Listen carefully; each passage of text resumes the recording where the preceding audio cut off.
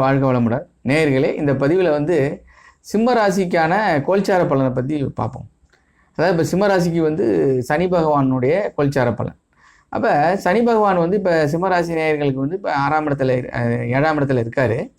7ஆம் இடத்துல வந்து கண்டக சனி. அது இன்னும் அந்த மார்ச் மாதம் 23ஆம் தேதி வாக்கில் வந்து சனி பகவான் வந்து பயிற்சி ஆகுறாரு. அது வந்து இந்த கண்டக சனி 7ஆம் இடத்துலேருந்து 8ஆம் இடத்துக்கு போகிறாரு. கண்டகச்சனி முடிஞ்சு அஷ்டமச்சனி ஆரம்பிக்குது. இப்போ இந்த கண்டகச்சனியே படாத பாடு படுத்திகிட்டு இருக்கும் சிம்மராசி நேயர்களை போட்டு.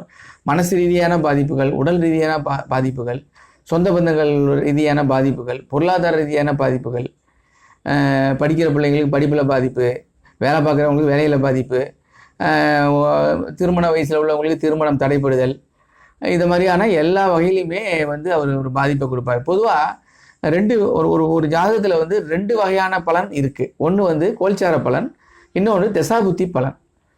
அதாவது கோல்சார பலன் வந்து நல்லா இருக்கணும், தசாபுத்தி பலனும் நல்ல திசை நடந்தாலும் ராஜயோக பலன்கள் ஏற்படும். இப்போ வந்து இப்போ நல்ல திசை நடந்துக்கிட்டு இருக்கு, கோல்சாரத்தில் வந்து இப்போ அஷ்டமச்சனி, கண்டகச்சனி இது மாதிரியான 7.5 சனிகள் நடந்ததுனாக்கா அந்த நல்ல திசையினுடைய பலன் குறையும். ஆனால் அதே சமயத்தில் கோல்சார இந்த 7.5 சனி, கண்டகச்சனி, அஷ்டமச்சனியுடைய பாவ பலன்களும் கெடுபலனும் குறையும். ஆனால் இப்போ பொதுவாக எந்த நல்ல திசை யோக திசை நடந்தால் கூட இந்த கோல்சாரத்தில் வந்து கண்டகச்சனி, அஷ்டமச்சனி, 7.5 சனி நடக்கக்கூடிய காலத்தில் எவ்வளோ ராஜயோகமான திசைகள் நடந்தால் கூட அதனுடைய பலனை அது வந்து தடுக்குது, நல்ல பலனை கொடுக்க விடாமல் தடுக்குதுங்கிறது மட்டும் உண்மையாகும். அதிகாரப்பூர்வமான ஒரு உண்மையாகும் அது. அப்போ அந்த வகையில் பார்த்தீங்கன்னாக்கா இப்போ கோல்சாரத்தில் இப்போ வந்து சிம்மராசிக்காரங்களுக்கு வந்து கண்டகச்சனியானது கிட்டத்தட்ட 2.25 முடிய போகுது. மார்ச்சோட வந்து கண்டகச்சனி முடியுது, அப்புறம் அஷ்டமச்சனி ஆரம்பிக்குது. மொத்தம் 5 வருஷம். கண்டகச்சனி 2.5 வருஷம், அஷ்டமச்சனி 2.5 வருஷம், மொத்தம் 5 வருஷத்தில் இப்போ இந்த மார்ச் மாதம் 29ஆம் தேதியோட 2.5 வருஷம் முடியுது. இப்போ என்னென்ன கடுமையான பாதிப்புக்கு உள்ளாயிருப்பாங்க. குடும்பத்தில் பார்த்தீங்கன்னா பாடு படுற மாதிரி இருக்கும். ஒரு குடும்பத்தில் இப்போ சிம்மராசி இருந்தாங்கன்னா அவங்களோட மட்டும் போகாது, அது அவங்களோட பேரண்ட்ஸ், அம்மா அப்பா கூட பிறந்தவங்க எல்லாரையும் சேர்த்து இது பாதிச்சுட்டு இருக்கும். இவங்களுக்கு என்ன பண்ணுவோம்? கோபம், பயம், குழப்பம், டென்ஷன், பதட்டம், முடிவெடுக்க முடியாத நிலை, சின்ன விஷயத்தில் கூட ஒரு முடிவெடுக்க முடியாத நிலை, oscillation mind, options of mind, vibration mind இருந்துகிட்டே இருக்கும்.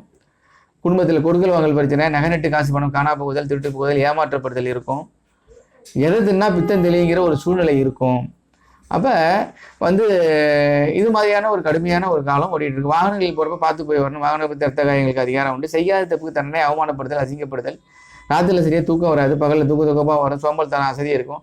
ஒரு சின்ன வேலை செய்யறது கூட ஒரு தடுமாற்றம் இருந்துகிட்டு இருக்கும்.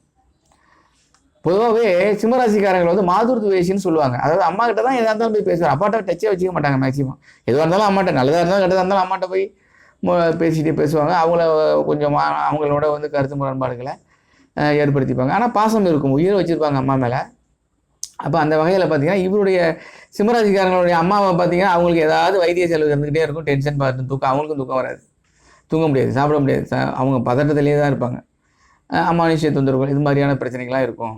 அப்போ இதுக்கு என்னதான் ரெமெடி அப்படின்னு கேட்டோம்னாக்கா, நம்ம இது இன்னும் 2 வருஷம் முடிய போகுது, அடுத்தது இன்னும் 2 வருஷம் இருக்குது, 5 வருஷம் மொத்தம். இந்த எல்லா சிம்மராசிக்காரங்களும் கஷ்டப்பட்டு தான் ஆகணும். அதுலேருந்து தற்காத்துக்கிறதுக்கான வழிமுறைகள் இருக்கான சில பரிகாரங்கள் இருக்குது. அதில் வந்து எளிமையான சில பரிகாரங்கள் என்னன்னு கேட்டிங்கன்னா, சிம்மராசி நேயர்கள் வந்து நரசிம்மரை வழிபடுறது ரொம்ப சிறப்பு. நரசிம்மருக்கு வந்து அர்ச்சனை பண்ணி தீபம் ஏற்றி வழிபட்டோம்னா ரொம்ப நல்லது. அது நரசிம்மரை மட்டும் வழிபடுறதை விட அனுமார் வழிபாடும் செய்யணும். ஒரே நேரத்தில் நரசிம்மரையும் அனுமாரையும் வழிபட்டோம்னா ரொம்ப சிறப்பான பலன் கிடைக்கும். அது திங்கட்கிழமையில், சனிக்கிழமையை விட திங்கட்கிழமையில் வழிபட்டோம்னா மிக உன்னதமான பலன் கிடைக்கும். அதுவும் திங்கட்கிழமை சாயந்தரம் 6 மணிக்கு மேலே 7 மணிக்குள்ளே சுக்கிர ஓரைங்கிற டைமில் வழிபாடு செஞ்சோம்னா மிக உன்னதமான பலனை அடையலாம். இதை நீங்கள் செஞ்சு பாருங்கள், நிச்சயமாக உங்களுக்கு நல்ல ரெமெடி கிடைக்கும். ஆனால் இன்னும் 2.5 வருஷம் குறைஞ்சது போகணும்.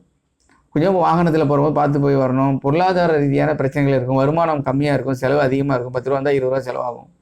வேலை பார்க்குற இடத்துல என்னத்தை நம்ம நேர்மையாக உண்மையாக இருந்தாலும் நல்ல பேர் இருக்காது. படிக்கிற பிள்ளைங்களுக்கு படிப்பில் வந்து ஞாபகம் மருதி, குழப்பம், டென்ஷன் இருக்கும். வயசானவங்களுக்கு பிபி சுகர் ரைஸ் ஆகிட்டே இருக்கும், வைத்திய செலவு இருந்துகிட்டே இருக்கும்.